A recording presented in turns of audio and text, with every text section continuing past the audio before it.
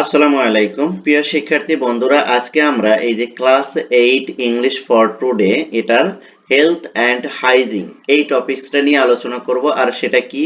Unit 3 lesson 1। ওকে, unit 3 lesson 1 এর health and hygiene এই টপিকসটা নিয়ে আজকে আমরা তোমাদের সাথে আলোচনা করব। এই যে এটা একটু দেখো।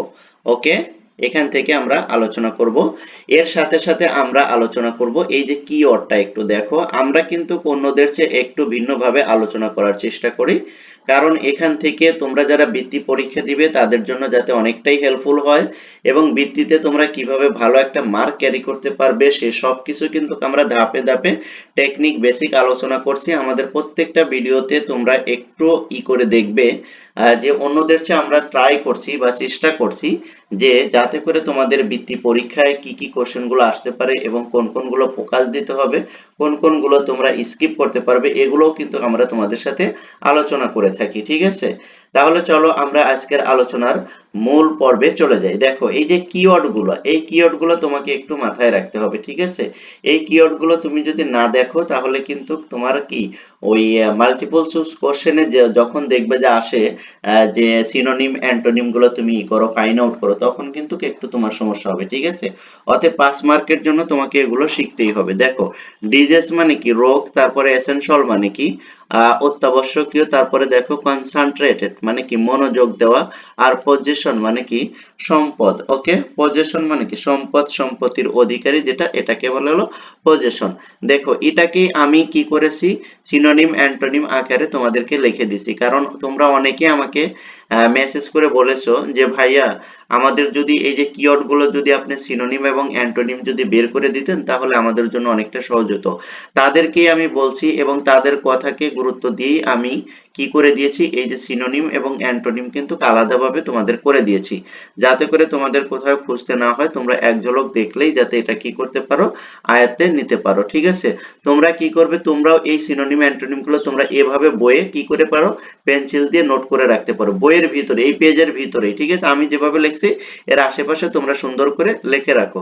এতে কি হবে, যখন তোমরা টেস্ট বইটা যখন তোমরা একটু খুলবে বা দেখবে তখন কিন্তু এই যে সিনোনিম গুলো কিন্তু তোমাদের মনে থাকবে। ঠিক আছে, কারণ সিনোনিম অ্যান্টোনিম এটা কি দ্রুত মুখস্থ করা বা এটা মনে রাখা কোনো জাদুকরি কোনো টিপস নাই। ঠিক আছে, যদি কেউ যদি বলে যে 2 মিনিটে সিনোনিম অ্যান্টোনিম তোমাকে কমপ্লিট করে দেবো, এই টেকনিক ওই টেকনিক, ঠিক আছে, এখানে ভাই কোনো টেকনিকই খাটবে না, অনলি ওয়ান একটা টেকনিক খাটে, সেটা হলো কি, তুমি বারবার প্র্যাকটিস করো। ঠিক আছে, বারবার যদি প্র্যাকটিস করো তাহলে তোমার এই ওয়ার্ডগুলোর অ্যান্টোনিম সিনোনিম মনে থাকবে। এস হারা এই শর্ত ওই শর্ত এভাবে ওভাবে, ঠিক আছে, ছন্দ আকারে কোনোভাবেই ভাই এগুলো কাজ দিবে না। ঠিক আছে, শুধু শুধু তোমার সময়গুলো নষ্ট হবে আর কিছুই না। সবচেয়ে কি 100% পিওর মেথড হলো সিনোনিম এবং অ্যান্টোনিম মনে রাখার একবারে 100-এ 100 কার্যকরী বিষয়টা হলো কি জানো, সেটা হলো বারবার প্র্যাকটিস করা। অর্থাৎ তুমি এই যে এখানে যদি লিখে রাখো, তুমি এটা যদি 1 সপ্তাহ পর যদি আবার দেখো, ঠিক আছে,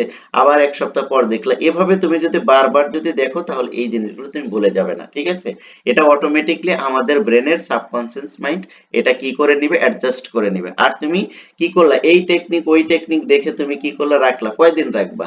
কারণ ওটা তুমি কি করলা না, কারণ ব্রেনটা এমন নয় যে তুমি একবার বলছো আর সেটা একবারে গেথে গেথে দিয়েছে। ঠিক আছে, ইন্টার চাপলেই সেটা আবার বলবে এমন নয়, কিন্তু তোমাকে বারবার প্র্যাকটিস করতে হবে। দেখো এখানে আমি সিনোনিম কি ডিজেস দিয়েছি, ডিজেস, তারপরে কি এলিমেন্ট মানে কি এলিমেন্ট। ওকে, অর্থাৎ হলো রোগ, রোগ যেটা আর কি সেটা। আর হেলথ মানে কি স্বাস্থ্য, অ্যান্টোনিম।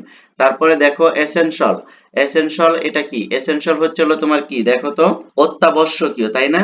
অত্যাবশ্যকীয় বা অপরিহার্য, ইনডিসপেন্সিবল মানে কি অত্যাবশ্যকীয়, আরো অত্যাবশ্যকীয়। ঠিক আছে, তারপরে দেখো এই যে এখানে ইনএসেনশিয়াল মানে কি অত্যাবশ্যকীয় নয়। তারপরে দেখো কনসেন্ট্রেট মানে কি মনোযোগী, অ্যাটেনশন মানে কি মনোযোগী, ডিসপারেস মানে কি অমনোযোগী, উদাসীন। ঠিক আছে, তারপর পজেশন মানে কি, পজেশন মানে কি হচ্ছে হলো তোমার হলো, পজেশন মানে কি সম্পদ, সম্পত্তি। ঠিক আছে, প্রপার্টি মানে সম্পদ।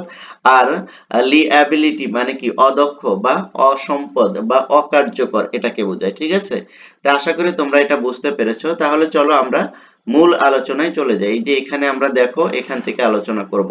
ওকে, দেখো, health is health is the condition of our body and mind. দেখো, হেলথ কি? স্বাস্থ্য হচ্ছে হলো আমাদের বডির কি? স্বাস্থ্য কি? স্বাস্থ্য হলো আমাদের দেহের ও মনের অবস্থা একটা, তাই না? তারপরে দেখো it may it may be good or bad, এটা কি? ভালোও হতে পারে এবং মন্দও হতে পারে।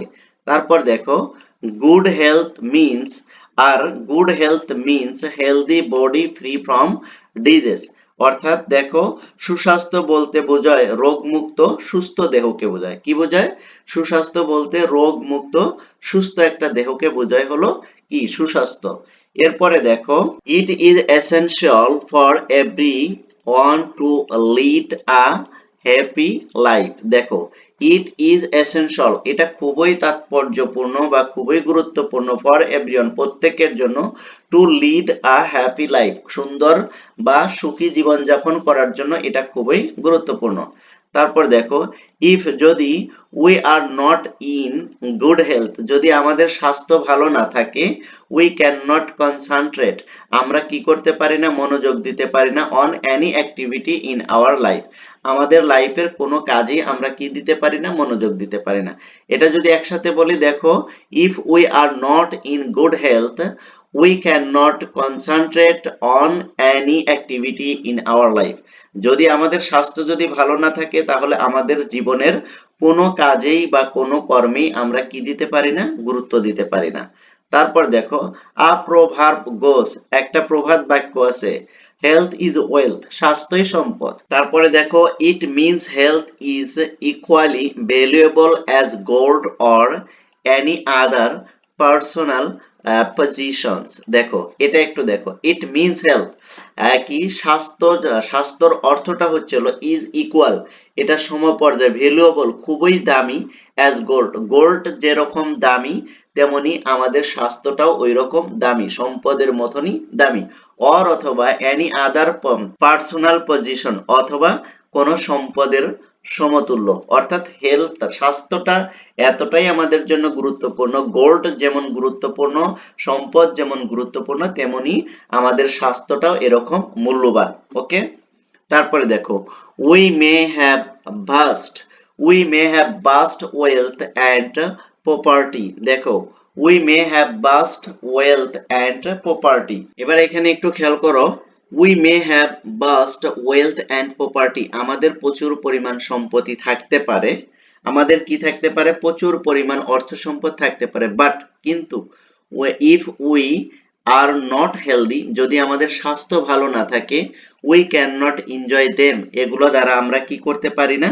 এনজয় করতে পারি না বা উপভোগ করতে পারি না। তার মানে কি?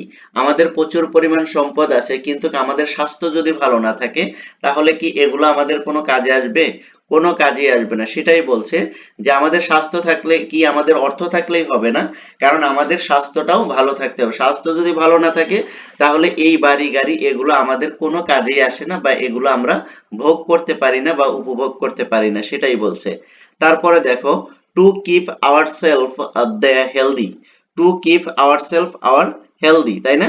এটা একটু তুমি একটু খেয়াল করো যে নিজেদের স্বাস্থ্যবান রাখতে হলে আমাদের কিছু কাজ করতে হবে। দেখো we have to do certain things, এখানে একটু তোমাদেরকে আমি বলছি, দেখো যে two keep our self healthy, যদি আমাদের স্বাস্থ্যগুলোকে ঠিক রাখতে চাই এর জন্য আমাদেরকে we have to do certain things, তাহলে আমাদেরকে কিছু কাজ করতে হবে। সেগুলো কি কি? দেখো we have to take a balanced diet, আমাদেরকে খাদ্যর যেগুলো খাবো সেগুলো কি?